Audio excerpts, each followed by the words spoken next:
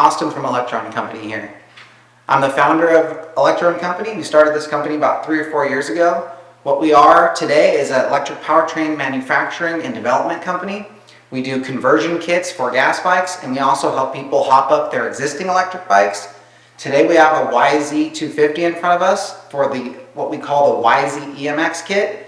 This is a fully comprehensive kit to help you convert your dirt bike into something that is the real deal and it's easy to do. And I'm going to pass you off to Josh, who's going to explain why that is. How's it going, guys? My name is Josh. I'm a product development engineer here at Motion Pro and also the lead mechanical engineer at Electro Company. So what we're going to do today is just run through the steps to install our YZ-EMX kit onto this 2019 YZ-250F. The kit will fit a 2018 to 2022 YZ-450F or 2019 to 2023 YZ-250F. So we're going to go through the steps today and show you just how easy and comprehensive this kit is to convert your existing gas bike into an electric race bike. Let's go over the powertrain briefly before we get started on assembly. In front of me is the entirety of the powertrain setup, starting with the QS138 V3 motor. This is the latest revision with all of the gear reduction improvements. You can choose between 2 different controllers, starting with the EM260 at 28 kilowatts. This is essentially a non-adjustable setup. It's a really good performer. It's a great option for someone that doesn't need a huge amount of power. If you are looking to get peak power out of the setup, you're going to want to go with the TrueMoto Zapper, which will, for this setup, peak at 35 kilowatts. The controller itself is capable of 45 kilowatts for universal applications. But one of the most important things to understand about TrueMoto is that it's much more sophisticated than the EM260. We have our own app on the App Store called TrueMoto, which will allow you to control the power, the torque, the regenerative braking on throttle release, the maximum speed, and many more things, including having a dashboard that gives you comprehensive data and data logging. So this is a huge step up, and it's going to improve substantially over time. Even if you purchase the hardware now, the product improves as time goes on because we can improve that software because we have control over that here at Electro Company. The rest of the kit here in front of us is pretty simple. It's all the plug-and-play components that you need. We have a 50 amp charge adapter that allows you to fast charge the battery. We have the harness in front of us, 4-gauge battery leads, a throttle, a on-off switch in power mode, and all this stuff just plugs together. There's no wiring required or anything like that. It's very simple. You cannot plug it together the wrong way.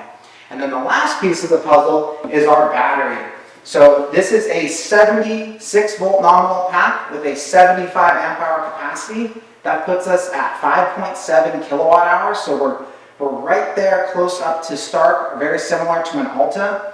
The cool thing about this pack with this kit is that it's fully interchangeable. We can remove the pack with about 7 to 8 volts, and then you can swap the pack and put a new one in. We also have a 60 amp hour version of this, which is a much more affordable option. Cool feature between the 75 and 60 is that the weight doesn't change. So if you pick the lower pack or the higher pack, you're not gaining any weight. They just use a different cell. So you can have all the benefit of the bigger battery without gaining any additional weight. So I think that's pretty much it for the powertrain kit. And let's get into the hardware. So now we're going to briefly go over the hardware that's included in this kit. So what you see here is all the brackets and hardware components that you get. The kit also comes with any of the necessary screws, bolts, nuts, things like that. They're in the kit, they're just not shown here. Just going quickly left to right, we have the brackets for the battery.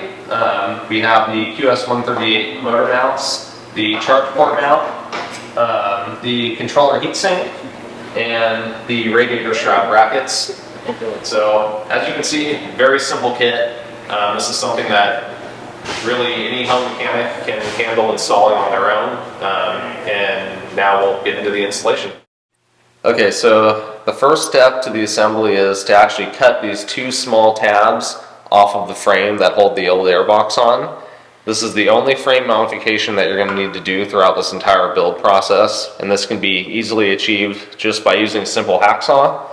So you can use power tools if you want. I kind of like the hacksaw method just because it does take a little bit longer, but it is safer to ensure that we get a clean cut as close to the edge as we can, And we also ensure that we're not going to damage the frame in any way by having the tool slip or something like that. We want to make sure we cut these as cleanly as we can, and then we'll deburr them later.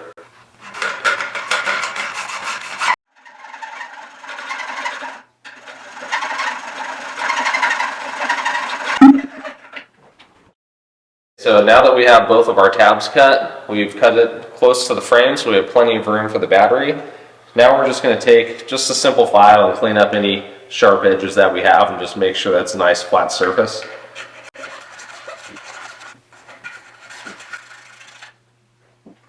So the first step to our assembly process is to mount the left motor bracket onto the QS138 motor. And the first thing we're going to do is take these two M8 washers, place them here. There's a little lip on these motors, so we need to account for that raised surface with these two washers, and that will be on this side only. Next, we're going to take our bracket, carefully set that in place, and we're going to mount in place with our two M8 bolts. You'll notice that I've applied blue medium strength thread locker to these bolts. We recommend doing that on all hardware in this kit unless otherwise noted. We're just going to start these by hand. Then we can finish tightening them down with our 12mm Motion Pro T-handle. And now we're ready to move on to step 2. So now that we have our first bracket mounted, we're going to carefully flip the motor over so we can begin installing our second bracket. So similarly to the first one, we're going to mount this using two M8 bolts. The important thing though is to make sure we add the front motor mount spacer in between the two motor mounts before we bolt it down. Easier to see, just like that. And we will attach this with our two M8 bolts. Just like before, we'll use our Motion Pro 12mm T-handle. Give that a final torque. And that's it for step 2. So next we're going to install the swing arm bracket. So as you can see, there is a different offset for this piece. And it's important that this is oriented the correct way or the motor will not align in the frame correctly. So the deeper side with more offset, we're going to slide in here facing the output shaft of the motor. That's very important. Next we're going to mount this with 4 M6 by 12mm socket head cap screws. So we're just going to install these like that. And it's just 2 on each side.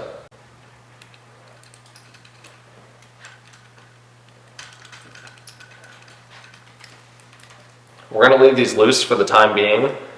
So now we can slide our M8 by 100mm hex bolt through there and take our nylon nut and install that. Now we can fully tighten everything down.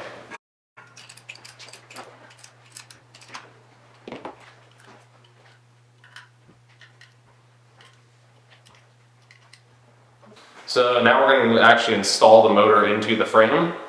So we're going to bring this down. Make sure your motor wires are running in between the frame and the rear shock. And bring this down carefully. Carefully set that there. Make sure our wires are out of the way. And very important, this bracket needs to go in between the two swing arm pivots. So we're going to carefully slide this in. Just like that. Roughly line that up. And then we're going to bring the swing arm pivot bolt all the way through. Okay, so now we're going to finish driving our swing arm pivot through. So I'm just going to give that a light tap. And as you can see, this is a recessed hole here, so we can't get our hammer in there to finally tap it through. So now we're just going to use our Motion Pro shock punch with the brass tip so we don't damage our pivot bolt in any way. Just give that a light tap. And now we're all the way through. So now we're going to carefully lift the motor up. And we have one more spacer that we need to put into the right side. And then we can slide this back down in between the frame mounts. Then we're going to use the OEM front motor mount bolt. Just carefully put that through. And we can put the nut and washer on the other side. Now notice that I'm not torquing any of these down. It's important at this stage that we need to keep everything loose so that the motor can float around just a little bit as we're tightening the other brackets and installing those. So now that we have our motor in place, we're going to bolt on the left side bracket. Goes just like that. And in this case we have the OEM hardware from the donor bike, so we're going to use that. If you don't, the kit also comes with M8 hardware to replace these. So we're just going to have 2 bolts in the front like this, and 2 bolts on the top engine handle like this. And with these being longer, motion press spinner T-handle makes this really easy.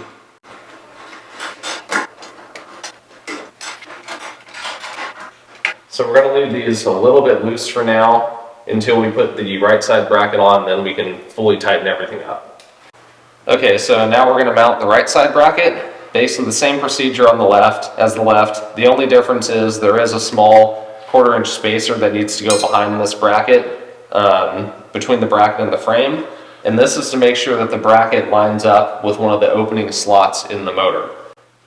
So we're going to slide that in like so, and make sure that goes in between the motor. And then we can use our M8 bolt to mount this in place. Same as before, 2 bolts up top. And there's no right. And same as before, we're going to leave these a little bit loose just so we have some float while we put the final bolt in. So now we're going to install our final motor mounting bolt. This one's just going to go through here, then we need to make sure that we use our spacer also. So these are going to come through just like this. We're going to bring the spacer in over on the right side. And then this bolt just threads into the PEM net on the right side bracket. There we go. And now that we have all of our bolts in place, we can go around and start tightening everything to the final torque.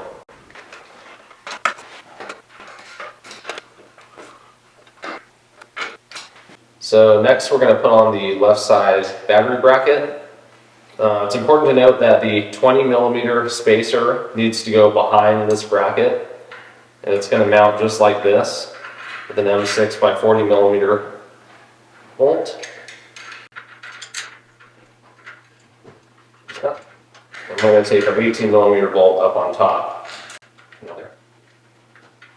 We'll add our second spacer and bolt to the bottom. And our second bolt to the top.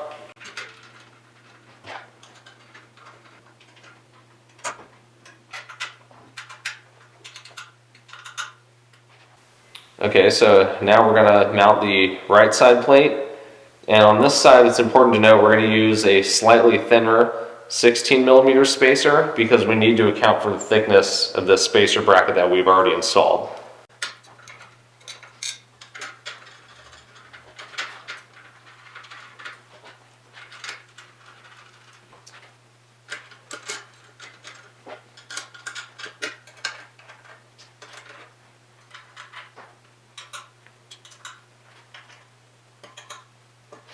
Okay, so next we're going to install the battery tray, and we're going to use 6 M4 by 16mm socket head screws and washers. So this just slides in between these 2 brackets like so. Run all our holes up. Then we can install the bolt and washer.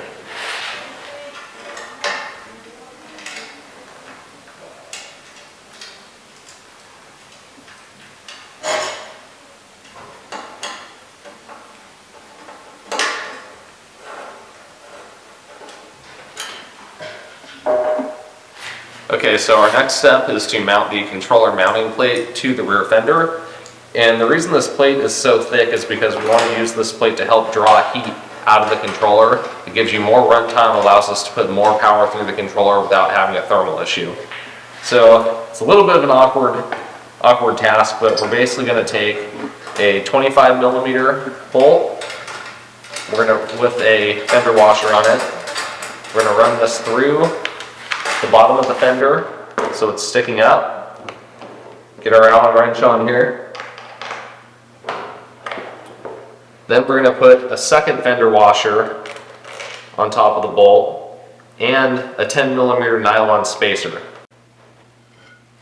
Now we can put the plate on and carefully thread that in. So we're going to just get it started, leave it very loose, and then we're going to go on to the other 4.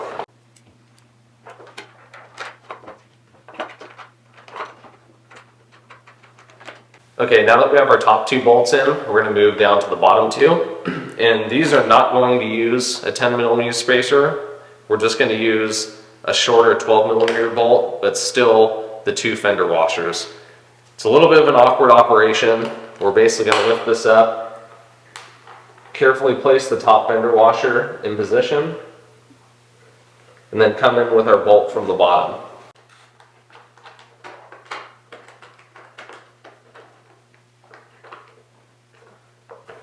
And we're just going to want to start those threads really lightly so we can still get to the one on the left side.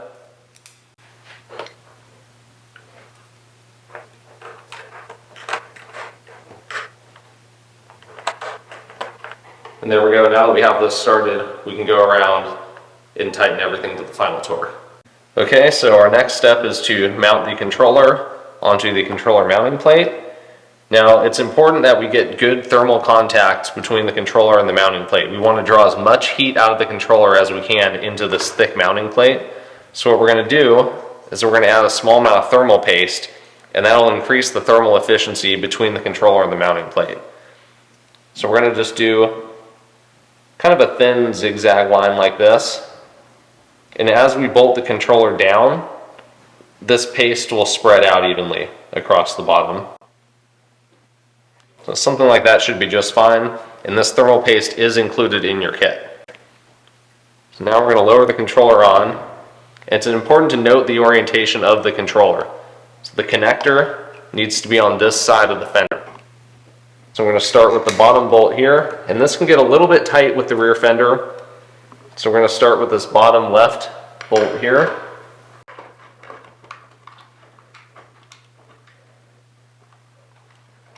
Get that started lightly. Then we're going to swing the controller over. And if you are having a little bit of trouble getting the controller to line up, it may be necessary to loosen the bolts mounting the controller mounting plate to the fender. Not all the way, just enough to give a little bit of wiggle room.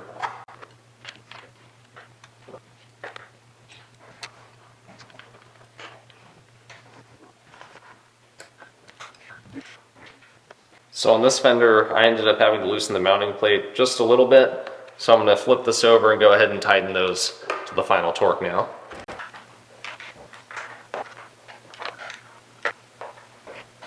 There we go. Our controller is now mounted. Okay, so now that we have our controller mounted to the fender, we're going to just set the fender on the rear wheel. We're not going to mount the fender just yet because it's a lot easier to get to the plugs and terminals with it not raised all the way up. So first thing we're going to do is take our wiring harness and just plug the main connector into the controller, like so. Then we're going to take our battery leads. So our red battery lead, as well as the red wire on the harness, is going to go to the B+ terminal. And keep in mind, we're going to just lightly put the mounting screws in for now. We'll do the final orientation after we have the fender actually in place and we're running all the wires. So our battery negative is going to go to the B- terminal. Now we're going to connect our motor wires. So our blue motor wire is going to go to the U labeled terminal here. The green motor wire is going to go to the V terminal. And finally, the yellow motor wire is going to go to the W terminal.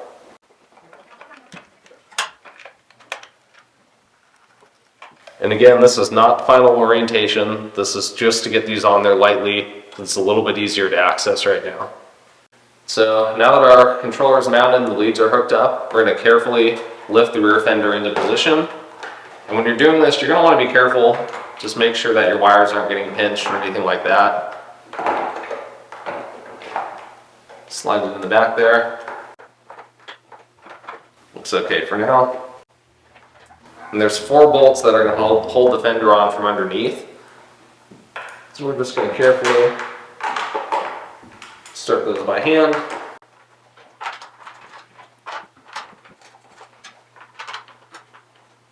Then we don't have a whole lot of clearance here between the bolts and the tire, so we're going to use our Motion Pro mini T-handle, this one being the 8mm, and use that to easily tighten these back up.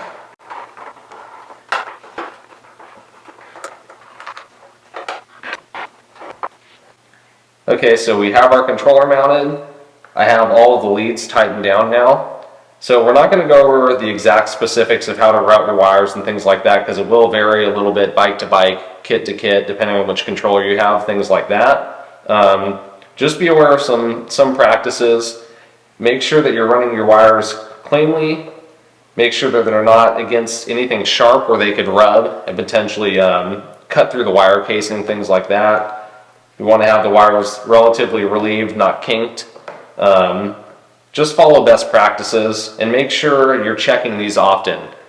These bikes vibrate, we're riding on rough terrain, wires can move. Make sure that everything's still in a good spot. Make sure that anything that's touching is not rubbing through the wire casing or anything like that, especially after those first few rides. Okay, so we're finally ready to drop the battery into place. We want to make sure that our battery leads are running on the right side here. Make sure our harness is out of the way. And if you're having trouble dropping the battery in and keeping wires out of the way, just a quick tip, you can just run a zip tie across real quick, just temporarily to hold everything up and out of the way. Might make it a little bit easier. So now we're going to take our battery, carefully slide that into place like so. Now you're going to notice that the shape of this battery is really unique. We have most of our cells here, but we also have some coming down out the back and under the seat. This is super important for getting the weight balance of the bike correct. So we have 53% of the weight on the rear wheel and 47% of the weight on the front.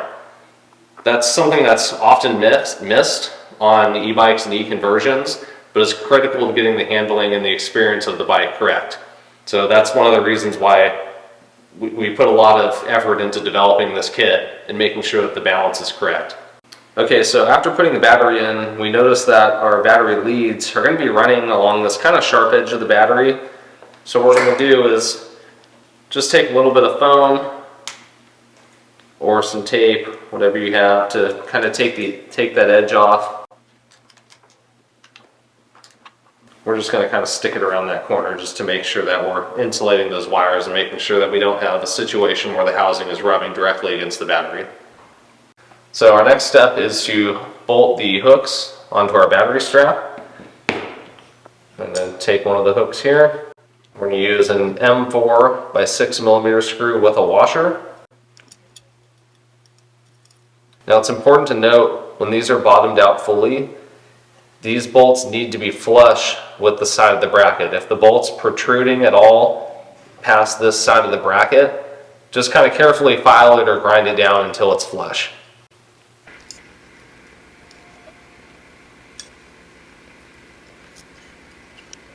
And then we're going to take our battery strap pad, just pop it in there like so. Next we're going to mount the latch onto the battery plate. We're going to use 2 8mm long screws. And then we're going to do the same thing on the other side. So now we have our battery strap installed. We have our battery leads running to the outside of it.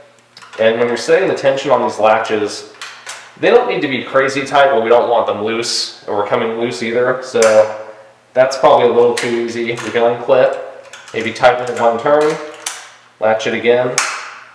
Maybe still a little bit too easy, and we'll give it a half a turn. That seems pretty good. Somewhere around there in that tension range should be just fine. Next we're going to mount our shroud braces. So to do that, we're just going to use 2 M6 by 12mm bolts with washers. And there's only 2 mount points on these. They just go to the frame just where the OEM radiators used to mount. And then we just repeat the same step for the other side. Okay, so now we're ready to cut the fuel tank. You can see I've traced out a rough pattern of where we want to cut. Super important to trace this out before you start cutting, because obviously you only get one shot at this. More detailed instructions of where to draw your pattern can be found in the written instructions with the kit. The best tool we found to cut the fuel tanks is just one of these regular oscillating cutters. This seems to make a relatively clean cut. Also minimizes the mess. You're not shooting plastic everywhere, so this is our tool of choice. So with that said, safety glasses and let's get cutting.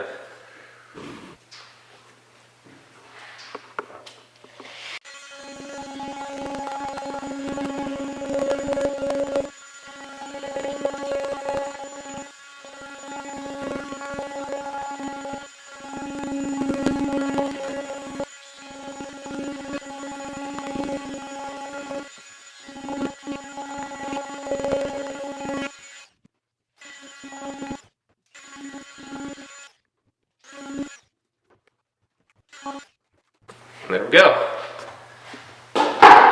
Now we can go through and sand and clean up all these edges, but that's roughly about the shape that we want. That should work pretty well.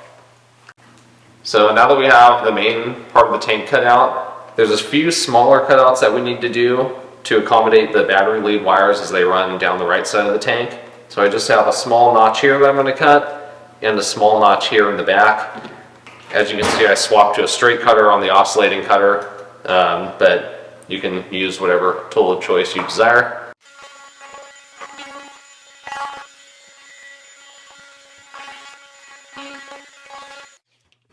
And there we go. There's the rough cutout for our gas tank. Now we can go through, clean all these edges up, and we'll be ready for final assembly. Okay, so one more thing to note on the gas tank is these small nubs back here. We may need to grind these down just a bit to make sure we get enough clearance with the battery.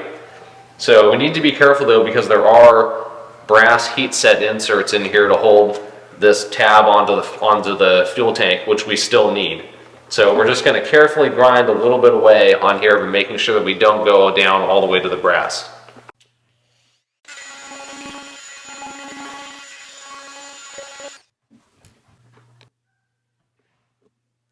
So the last piece that we need to cut is the airbox.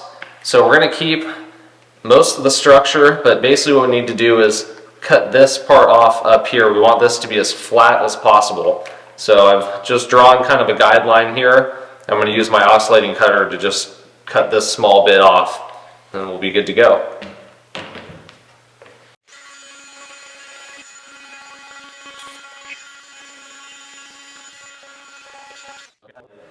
We should be good to go now.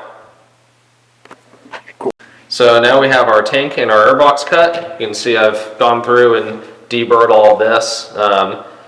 Definitely take the time to do that. This is an area that does get handled quite a bit, and this plastic can be sharp, so you don't want any sharp edges that could cut you while you're working on the bike. Another thing to note on the airbox, note how we kept this as flat as we can. This is going to be contacting the battery, so the more material we can take away from here, the better. And we also want to make sure that this part of the airbox remains intact and is still bolted onto the airbox. We're going to use this to keep what was the old filter cover that's going to cover our battery port later. Okay, so next we're going to install our airbox cover, and this is where the charge port is also going to install. So for now, we'll use the OEM mounting screws for the old airbox cage. And we'll use those to mount the new plate in place.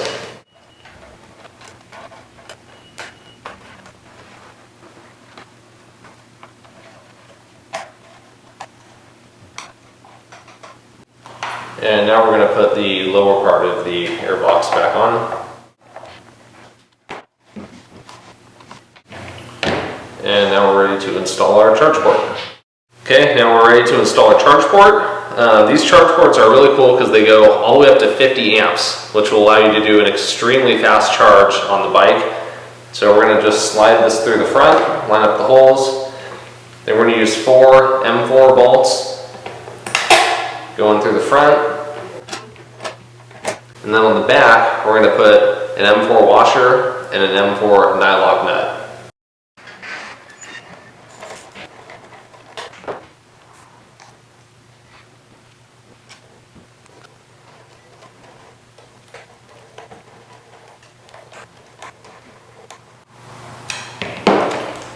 There we go, charge port's installed. Keep in mind, we don't need to go too crazy on the torque for these bolts. Snugged up is just fine. All right, so now we're ready to install the gas tank. Well, what used to be a gas tank back on the bike. So the important part here is making sure that these wires, the battery leads, run this way, and that's what the cutouts in the tank were for. So the easiest way to put the tank on is to set this right side down first, and kind of carefully pry it over the left side, like so. And it should be tight on your battery. If it's tight, that's okay. That's what we want. So I'm going to carefully work this down and make sure that my battery leads are running through the correct part of the tank. Looks good.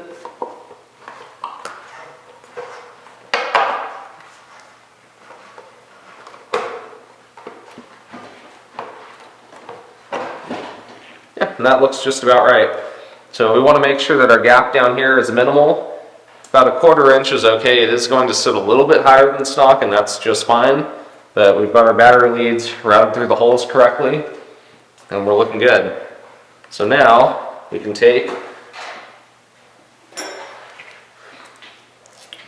we're going to use a 35mm length bolt with a fender washer on the top, and we still have the compression limiter inside the rubber grommet on the tank, and we're also going to use a 6mm spacer underneath the tank as well. So we're going to put the bolt through, make sure we get that spacer in there also. Looks good. And throw it down. Now before I tighten this completely, I'm going to push the tank as far forward as I can. We still want it sitting down, but we want the tank as far forward as we can, with it sitting as low as possible. So that seems to be where it wants to sit. Tighten that, and our tank is now mounted.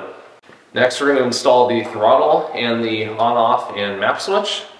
So we'll start with the map switch. That's going to go on your left handlebar.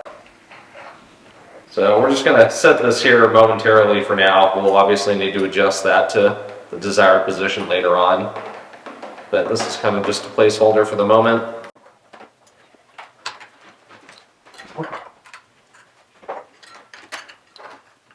So we're just going to mount this in the rough location for now. This will change later, but it's enough to run our wires. Lightly tighten that down. Now we can go ahead and plug our throttle and map switch into the harness. So 2 different connectors. No way you can plug the harness in wrong. Connect that. And map switch. And now we can kind of get an idea of how we want to run our wires. So we'll probably bring these in like this. There we go. Something like that should be fine. And we'll constrain these. Obviously this is going to vary a little bit build to build, bike to bike, so we're not going to get into the exact details of how to route these right now. So next we're going to install the front sprocket. So we're going to orient it so that the added material is facing toward the motor and the flat side is facing out. So we're just going to line up our splines just like that. And then we have our mounting plate. We're going to line up those splines and then rotate it so that the holes line up with the threaded holes in the sprocket. And then we have our 2 mounting bolts. Now it's important that we put anti-seize compound on these rather than Loctite, because we're going into a bare metal sprocket. These have a tendency to get hot and want to seize up in there. So throw these in.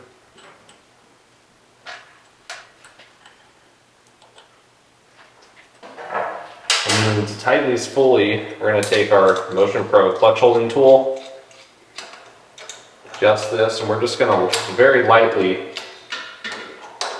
grip the sprocket. Adjust that out. I'm not putting a lot of force on, just very lightly holding it so that I can get in here. and give those a final torque.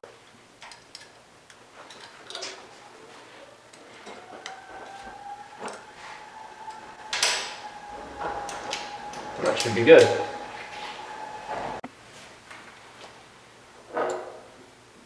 Okay, so now that our battery's installed, charge port's installed, we can connect the battery leads to the battery.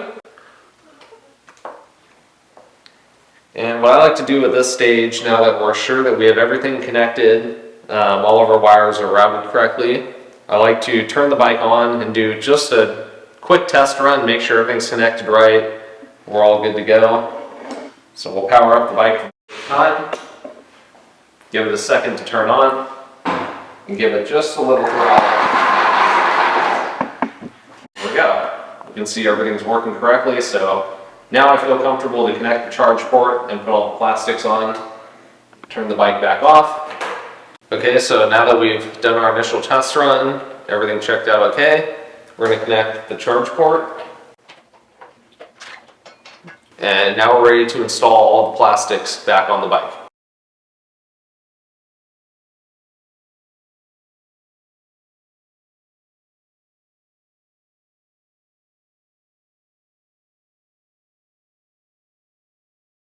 Alright, so bike is done. As you can see, it's complete. And now we're going to go do a quick test ride.